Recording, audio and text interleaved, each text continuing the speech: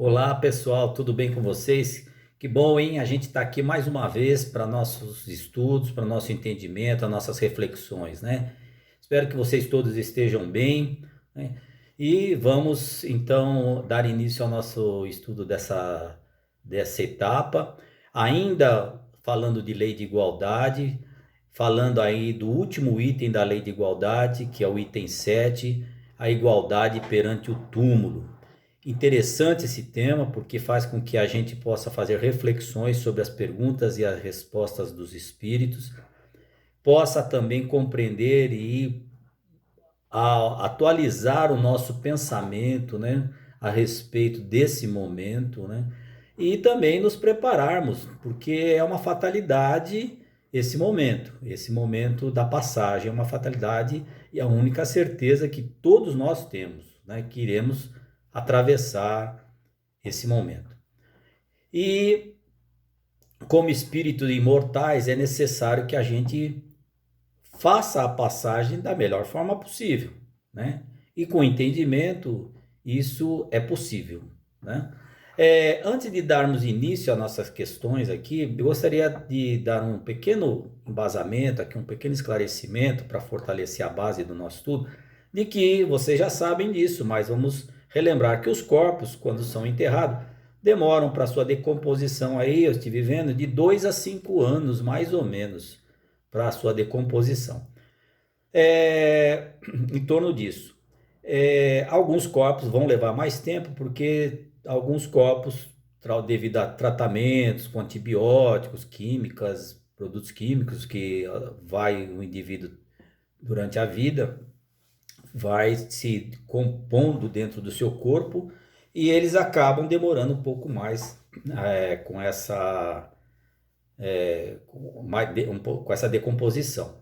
Mas também temos a outra maneira, que é através da cremação. E isso é fatal, todo mundo já sabe, vira cinza mesmo, né? E aí a gente já tem uma ideia de que praticamente o Kardec fala sobre isso, né? Mas ele vai trazer uma pergunta em que a gente vai desenvolver o nosso tema, e acho que essa parte é super interessante também. Ele diz aqui na questão 823, de onde vem o desejo de perpetuar a própria memória nos monumentos fúnebres, né? E aí ele diz, derradeiro ato de orgulho. Ele continua, mas a suntuosidade dos monumentos fúnebres não é a maioria das vezes determinada pelos parentes que desejam honrar a memória do falecido e não por este? E eles respondem: orgulho dos parentes que querem honrar-se a si mesmo. Ó sim, nem sempre é pelo morto que se fazem todas essas demonstrações, mas por amor próprio, por consideração ao mundo e para a exibição de riqueza. Crês que a lembrança de um ser querido seja menos durável no coração do pobre, porque ele só pode colocar uma flor sobre sua tumba? Crês que o mármore salva do esquecimento aquele que foi inútil na terra? Então já traz uma questão, nessa questão aí, de que não é tão importante. Importante, já ele já começa a insinuar que a gente vai encontrar alguma coisa aqui já na próxima questão que vai fazer diferença. A igualdade praticamente é o momento, né, do corpo físico, né? Não importa se é branco, se é negro, se é homem, se é mulher, né? Não importa se qual tipo de religião, partido político, não importa nada disso, né? O que vai importar nesse momento nós vamos ver o que vai acontecer aqui. Na questão 824, que é essa questão, porque é bem curto o tema, mas é bem curto as perguntas e respostas, mas é muito extenso a explanação aqui. Nós vamos tentar ser o mais breve possível. Reprovais de maneira absoluta as pompas fúnebres? Kardec quer dizer que os espíritos, vocês reprovam tudo isso, né? Até o próprio Kardec teve, vou mostrar para vocês aqui, eu ganhei essa foto aqui de uma amiga que foi para Paris, para lá, para Lyon, e ela trouxe para mim uma lembrancinha que eu, né? Trouxe essa foto aqui que vocês vão ver, ó. Vou mostrar para vocês aqui, ó.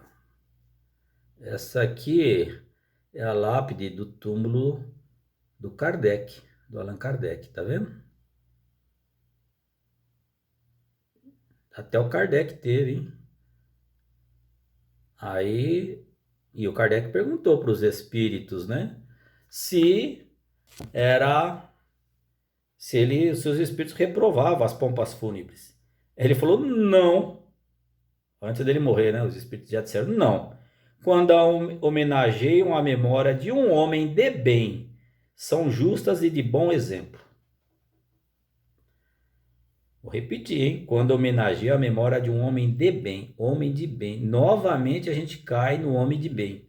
Sempre a gente vai e volta e tá lá o homem de bem, para que a gente possa relembrar quem é o homem de bem. E a gente vai relembrar. Mas ele diz assim que a tumba é o lugar de encontro de todos os homens. Nela se findam impiedosamente todas as distinções humanas, como a gente havia falado há pouco. É em vão que o rico tenha que perpetuar a sua memória por meio de faustosos monumentos. O tempo os destruirá como aos seus próprios corpos. Assim o quer a natureza. A lembrança das suas boas e más ações será menos perecível do que seu túmulo. A pompa dos funerais não o lavará da sua torpeza e não o fará subir sequer um degrau na hierarquia espiritual. E aí ela nos remete a uma questão 320, lá atrás, né, sobre a comemoração dos mortos. Diz assim a questão, porque vamos formando o nosso pensamento em relação a isso. Os espíritos, na 320, questão 320 do livro dos Espíritos. Os espíritos são sensíveis à saudade do que os amavam na terra? E aí os espíritos respondem: muito mais do que podeis julgar. Essa lembrança aumenta-lhes a felicidade. Se são felizes e se são infelizes, serve-lhes de alívio. Então a gente vê que através das lembranças são muito mais importantes do que a pomposidade do túmulo, né? Basta nós lembrarmos uma passagem de Jesus, onde Jesus diz aos fariseus que eles eram túmulos caiados, ou seja, túmulos pintados, né? E vazios por dentro, né? Então eles eram falsos. E aí Jesus, por isso que Jesus chamavam ele de hipócritas, né? Então o que vale, né, é o espírito, né, que ao fazer a sua passagem sejam lembrados pelos seus atos, né, pela sua bondade, né, e será homenageado por isso. Vale é o que ele diz aqui. O dia de comemoração, ó, 321, o dia de comemoração dos mortos tem alguma coisa de mais solene para os espíritos? Preparam-se eles para visitar os que vão orar sobre os túmulos. Os espíritos, dia de finados, aquela coisa tal, ou não precisa não ser, ou vai visitar. Os espíritos se preparam, né, para aquele momento solene, né, aquela comemoração solene no Dia dos Mortos, ou algum outro dia que vai até a tumba do espírito. Então os espíritos respondem assim: os espíritos atendem ao chamado do pensamento nesse dia como nos outros. Como nos outros. Mas não precisa ser lá. Os espíritos atendem em qualquer lugar. Basta nós dirigirmos. Por isso que existe um fluido que nós já estudamos, o fluido universal. O fluido universal é onde viajam todos os nossos pensamentos. O fluido universal é o que forma a atmosfera de todos os mundos e a composição material dos mundos, né? Então não importa se o espírito está aqui na Terra ou está em outro local do espaço,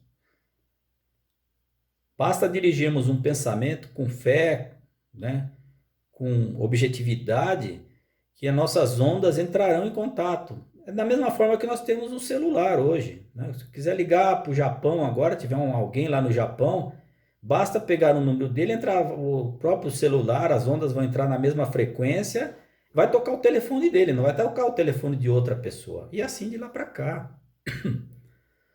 Por isso que o pensamento é tudo para os espíritos. É a forma de comunicação dos espíritos também, né? Podemos até aqui entre encarnados formularmos pensamentos e comunicações também, né? Existe essa maneira de comunicação também, né? A famosa telepatia, que você já deve ter ouvido falar, né? Quantas vezes muitas pessoas pensam na outra, aí a pessoa vai pegar no telefone, a pessoa tá ligando, coisa parecida, ou diz, olha, naquele dia, tal hora, eu tava pensando em você, aí vice-versa, poxa, também tal. Então, existe essas formas, essas correntes do pensamento também, né? Então, é interessante a gente já começar a desenvolver isso para sabermos a diferença desses túmulos, né, com é, a verdadeira vida espiritual. A diferença, a desigualdade que vai acontecer no momento da partida do indivíduo. Qual vai ser a diferença, né? E aí, voltando para os nossos estudos, nós vamos aí encontrar lá na frente um trechinho que eu gostaria de ler uma pequena parte para vocês aqui sobre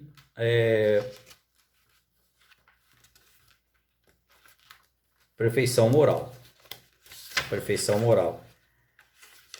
Onde, na pergunta 918, Kardec faz a seguinte pergunta: por que sinais se pode reconhecer no homem? Por que sinais a gente reconhece no homem o progresso real que deve elevar o seu espírito na hierarquia espírita? Porque existe uma hierarquia espírita, né? Nós, espíritos imperfeitos, espíritos a caminho da perfeição, e os espíritos perfeitos, né? E nessas divisões, outras subdivisões, né, ao infinito, né? Várias outras subdivisões. Então ele diz assim, os espíritos dizem assim: o espírito prova a sua elevação. Vamos prestar atenção, gente. Quando todos os atos da sua vida corpórea constitui a prática da lei de Deus, a lei natural, e quando compreende por antecipação a vida espiritual. A gente precisa compreender por antecipação a nossa vida espiritual, porque ela vai fazer uma diferença para nós no momento do desencarne, né? Só basta falar do desapego, que é uma maneira da gente já ir se preparando, né, para não estar pegando em tudo, né, nas coisas e também nas paixões, né? Tem que ter o sentimento, sim, tem que ter os sentimentos, né? E a gente é unido pelas afeições, né, pelos sentimentos. Mas ele vai dizer assim, ó: o verdadeiro homem de bem é aquele que pratica a lei de justiça, amor e caridade na sua mais completa pureza. Na mais completa pureza. Se interrogar a sua consciência sobre os atos praticados, perguntará se não violou essa lei, se não cometeu nenhum mal, se fez todo o bem que podia, se ninguém teve de se queixar dele, enfim, se fez para os outros o que queria que os outros lhe fizessem. O homem possuído pelo sentimento de caridade e de amor ao próximo faz o bem pelo bem, sem esperança de recompensa, e sacrifica o seu interesse pela justiça. Ele é bom, humano e benevolente para todos, porque vê irmãos em todos os homens, sem exceção de raças e de crenças. Se Deus lhe deu o poder e a riqueza, olha essas coisas como um depósito, do qual deve usar para o bem. E disso não se envaidece, porque sabe que Deus, que os deu também, poderá retirá-los. Se a ordem social colocou esse homem sob sua dependência, trata todos eles com bondade e benevolência, porque são seus iguais perante Deus. Usa de sua autoridade para lhes erguer a moral e não para os esmagar com o seu orgulho. Ele é indulgente para com as fraquezas dos outros, porque sabe que ele mesmo tem necessidade de indulgência e se recorda destas palavras do Cristo, abre aspas, que aquele que estiver sem pecado atire a primeira pedra, fecha aspas, ponto. Não é vingativo, que a exemplo de Jesus, perdoa as ofensas para não se lembrar senão dos benefícios, porque sabe que lhe será perdoado assim como tiver perdoado. Então, é o que consta na nossa oração, né? Perdoai as nossas ofensas, assim como nós perdoamos aqueles que nos têm ofendido. Respeita, enfim, nos seus semelhantes todos os direitos decorrentes da lei natural, como desejaria que respeitassem os seus. Eu penso o seguinte também, que no homem de bem, que pratica a lei de justiça, o amor e a caridade, não é fácil, mas também não é impossível. Quantos homens chegaram lá? Nós falamos aí de Kardec, né? Jesus, o maior de todos, que já encarnou aqui na Terra, né? E muitos outros. Poderíamos enumerar muitos aí, que solucionaram questões pacificamente. Pacificamente. Gandhi, por exemplo, né, solucionou as suas questões de um país inteiro pacificamente. Basta nós irmos na história. E nós? Será que nós conseguimos solucionar as nossas questões pacificamente? Quando não saímos no trânsito, muitas vezes, né? As pessoas reagem de uma certa forma conosco, por uma imprudência, ou nós cometemos, ou eles cometem, e a gente reage, e às vezes chegamos numa situação só complicando, né? Então, dentro de casa hoje, como que a gente resolve as nossas diferenças? Como resolvemos essas questões de estar numa convivência que nós não estávamos acostumados? E as questões exteriores com o nosso próximo? Será que a gente consegue ainda fazer alguma coisa por aqueles que estão em dificuldades? Também. O homem de bem é muito mais do que tudo isso que a gente está falando aqui.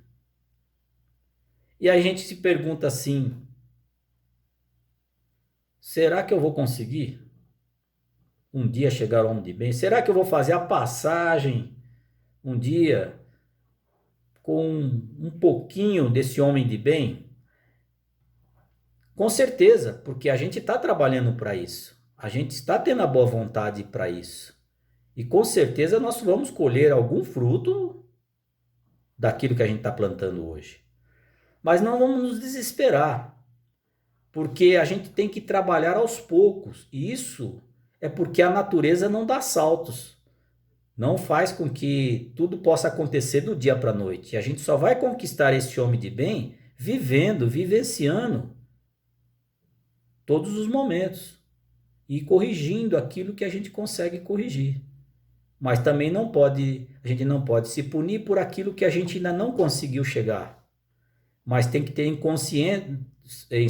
temos que estar em sã consciência de que é possível sim a gente chegar lá. E a gente vai trabalhar por isso. É um trabalho. E aos poucos. Não dá para fazer tudo de uma vez. Não vamos nos santificar agora. Vai demorar bastante. Mas é o início. E o primeiro passo é ter esse entendimento da única certeza que a gente tem na vida, que a gente vai chegar no túmulo, né? mas que a gente vai ser igual a todos no túmulo, todos nós seremos iguais, do homem material. O homem material, mas do homem moral, quanta diferença! Só vai depender de nós, cada um vai estar num estágio. Haverá muitas, todos diferentemente um do outro. Porque, como eu havia dito, ninguém foi criado no mesmo instante. Deus não criou todos no mesmo instante. E por isso que a gente precisa ter essa consciência perante o túmulo de que nós somos iguais do homem material e somos desiguais como homens morais, espirituais, porque somos espíritos eternos. Gostaria de deixar para vocês também uma mensagem, mas antes dela, recomendaria a vocês, que não queria me estender muito, que vocês lessem o Evangelho segundo o Espiritismo. Vai lá, pega o Evangelho segundo o Espiritismo, capítulo 27, né? No capítulo onde fala a prece, o pedir obtereis, e tem o item da prece, né? O item da prece onde fala ação da prece, transmissão da prece pelo pensamento, a ação da prece pelo pensamento, né? Que tudo é o pensamento. Por onde viaja esse pensamento? Como a gente alcança, né, o nosso irmão, os nossos mentores, como a gente alcança Deus, Jesus, né? E todas aquelas pessoas com a prece, né? Pedindo por eles e eles também interferindo por nós também, intervindo por nós. Então é necessário que nós acionemos, né, essa ação maravilhosa do pensamento. Né, então leiam esse trecho, é o item 9 e 10 do capítulo 27 do Evangelho segundo o Espiritismo, para a gente poder compreender melhor ainda essa lição de hoje. Né? E vou ler para vocês aqui um trechinho que eu acho magnífico. Esse livrinho aqui, ó. Depois da morte, tá? De Leon Denis, lá no capítulo 23. Ele tem 4 páginas, mas eu não vou ler tudo. Eu vou me atentar só os 2 últimos parágrafos, que não são grandes, falando sobre essa passagem, sobre a morte, e uma forma poética que o Leon Denis nos traz de podermos encarar, né? Quem somos nós, né? Ele diz que nós temos que abrir os olhos, né, para esse entendimento desse túmulo que nos colocaram na nossa existência, um túmulo escuro, mas que a gente pode colocar luz, né, uma luz dentro desse túmulo. E ele diz assim: já vistes a borboleta de asas douradas sair do informe crisálida, do repugnante invólucro do verme, no qual o inseto se arrasta pelo chão? Já a vistes livres ao ar e no sol, esvoaçar de flor em flor? A borboleta. Não há representação mais fiel do fenômeno da morte. Mesmo o homem é uma crisálida que a morte transforma. O corpo humano, o invólucro da carne, volta ao grande monturo, ao grande monte de terra, de lixo. Nosso miserável despojo retorna ao laboratório da natureza. Mas o espírito que completou a sua obra se lança para uma vida mais alta, para a vida espiritual que segue a corpórea, e separa cada encarnação nossa como o dia divide as noites. Firmes nesta crença, não temeremos a morte, e como os antigos gauleses, ousaremos encará-la sem terror. Não mais lamentos e lágrimas, não mais pompas sinistras e lúgubres cantos. Nossos funerais deverão ser uma festa que celebrará a libertação da alma, a sua volta à pátria verdadeira. A morte é a grande reveladora. Quantas vezes nas horas de provação, quando as trevas se adensam em torno de nós, nós perguntamos: por que nasci? Por que não permaneci na noite profunda, lá onde não se sente e não se sofre, onde se dorme o sono eterno? E nestas horas de dúvida e de angústia, uma voz ergue-se e vem até nós, e esta voz diz: sofres para crescer e para purificar-te.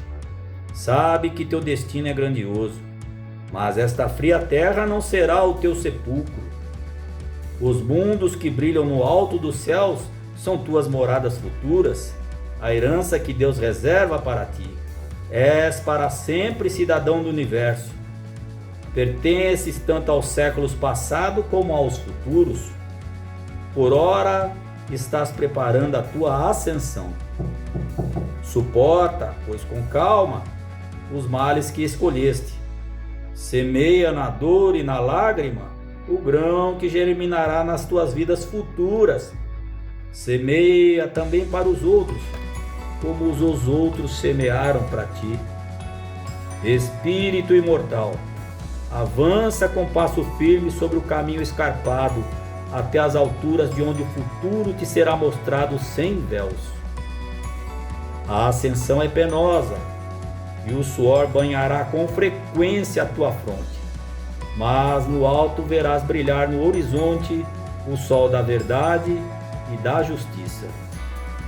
Aquela que assim nos fala é a voz dos mortos, das almas queridas que nos precederam no reino da verdadeira vida. Elas não estão dormindo sob a lápide do sepulcro, mas velam por nós. Das profundezas do invisível, contemplam-nos e nos sorriem. E mistério divino e adorável, falam-nos e dizem: a dúvida é estéril. Trabalhai e amai. Quando tiverdes completada a vossa tarefa, a morte nos unirá outra vez. Que a paz de Jesus, que as bênçãos do Mestre Jesus possam permanecer no nosso coração. E que Deus, nosso Pai, nos ilumine hoje e sempre.